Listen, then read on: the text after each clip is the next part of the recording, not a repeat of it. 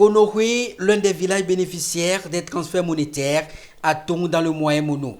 Plusieurs ménages bénéficient de cet acquis du gouvernement, un volet qui significativement a amélioré le quotidien des communautés. Avec ces fonds, certains ont pu épargner et développer des AGR, activités génératrices de revenus, comme cet élevage de petits ruminants qui constitue désormais une source de revenus pour ce ménage. Aujourd'hui, nous avons des moutons. Si nous sommes dans le besoin, nous pouvons les revendre et avoir de l'argent pour pouvoir nourrir notre famille et subvenir aux besoins de la famille.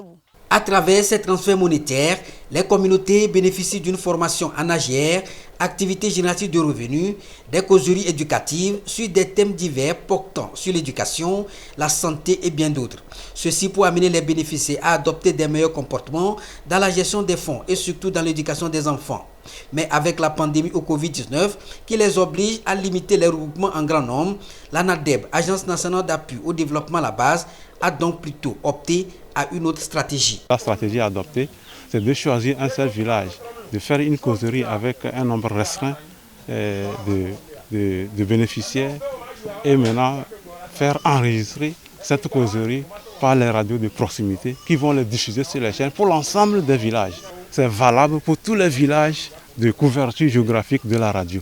Ce sont ces causeries socio-éducatives qui sont ici animées à Kpetohwe et à Konohwe dans le moyen mono.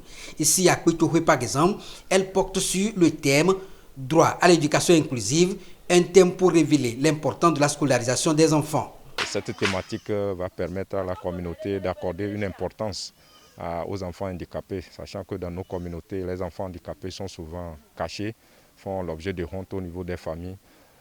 Ces causeries ont permis de réveiller l'attention des bénéficiaires pour qu'ils accordent les mêmes droits aux enfants handicapés, de même que les enfants dits non handicapés. À Konohwe, c'est la violence et les abus sexuels sur les enfants qui a été développé, un fait qui freine leur développement local. C'est un phénomène qui est récurrent. Les hommes se permettent de les prendre, disons, avec force et d'assouvir leurs besoins sexuels, ce qui vraiment n'est pas du tout à aider ces jeunes filles à évoluer dans leur scolarité. Ces causeries socio-éducatives vont donc permettre de les amener à une prise de conscience et à un changement de comportement dans l'éducation des enfants.